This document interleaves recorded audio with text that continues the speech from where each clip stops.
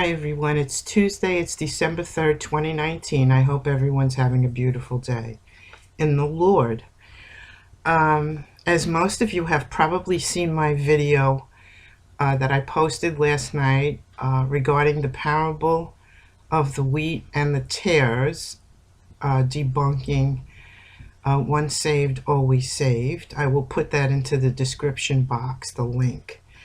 The Lord has me on a mission here to uncover some things that have been misunderstood or intentionally hidden in the epistles of Paul. And I have been researching scripture and commentary.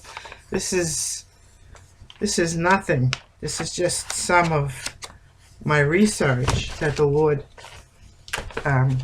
had me do.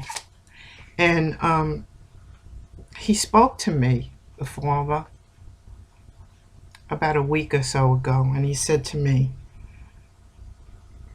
it's in the epistles. He said the word epistles. That's where you're going to find what I want you to find. Okay. And then the next day after he spoke to me epistles, I went outside in the morning and I found this purple rose attached to a pen. See, the letters. He was trying to tell me, look into the letters and the writings of Paul and you will find the truth. I will reveal the truth to you. Okay? So I found a few more things that I want to bring forward here. And as always, I ask you to take whatever I tell you to the Lord, bring it before him for confirmation, all right?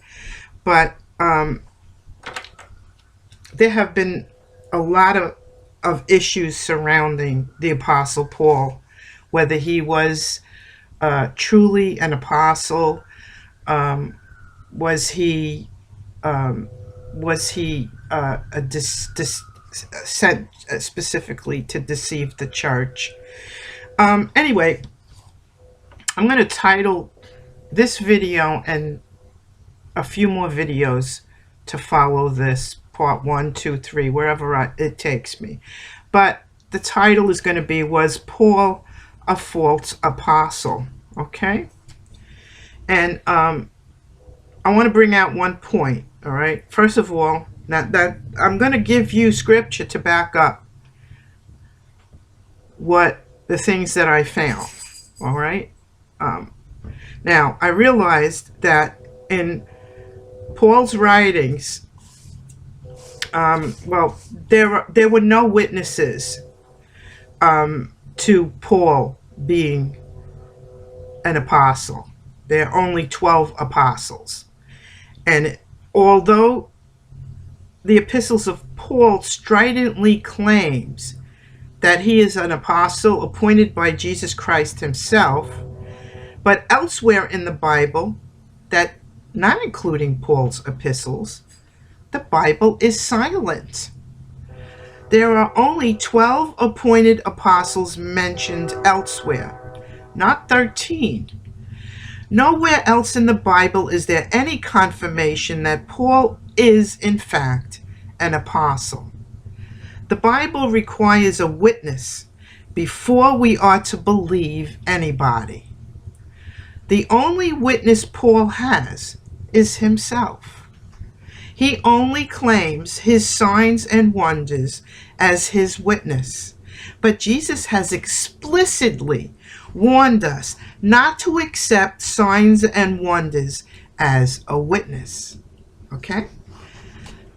The second point, Paul's account is contradictory to Jesus's explicit warnings. Okay? We know from Acts that Jesus appeared to the apostles after his resurrection before the returning to heaven. And now this is what it says in Acts 1:9-11. Listen up. It was not long after this that he was taken up into the sky while they were watching, and he disappeared into a cloud. As they were straining their eyes to see him, two white-robed men suddenly stood there among them. And they said, "Men of Galilee, why are you standing there staring at the sky? Jesus has been taken away from you into heaven, and someday, just as you saw him go, he will return." Now you could read that in Acts 1, 9, 11. This is also reiterated in Psalms. If we go to Psalm 110, verse 1, it reads, "The Lord said to my Lord, sit in honor at my right hand until I humble your enemies, making them a footstool under your feet." Jesus himself also spoke of this, that at the end of the age, he will appear on the clouds in great glory. Let's read Matthew 34, 30, and 31 to get a little bit more clarity on this. "And then, at the last sign of the Son of Man will appear in the heavens, and there will be a deep mourning among all the nations of the earth, and they will see the Son of Man arrive on the clouds of heaven with power and great glory.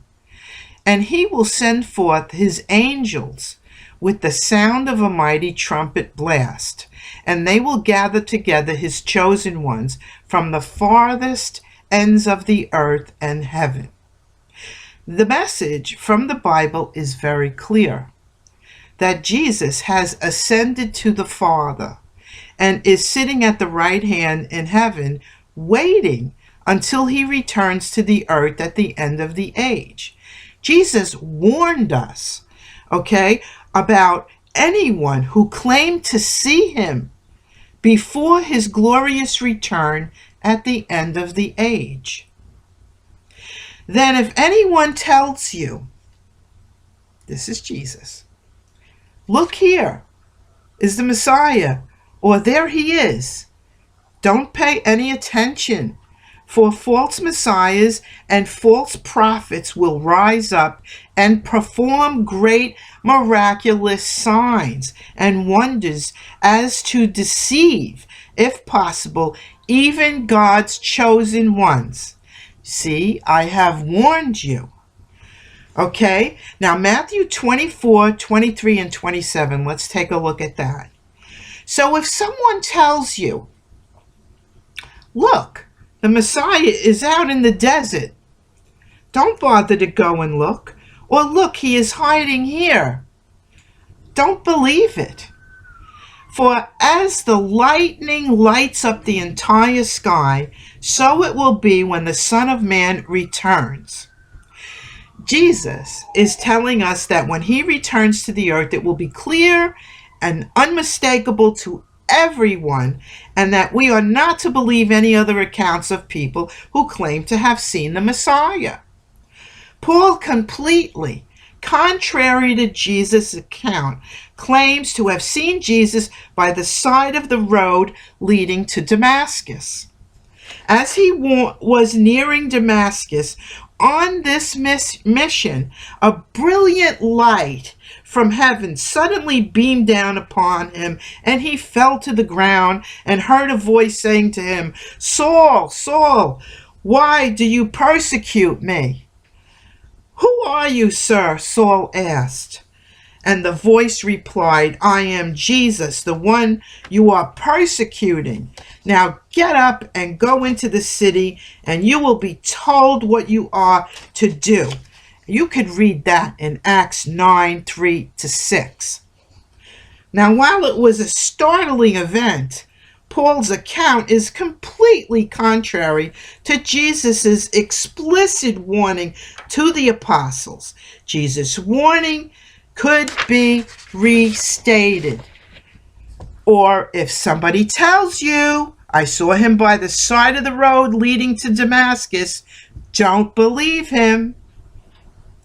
Note that Acts was written by Luke, a follower of Paul. Stay tuned for part 2.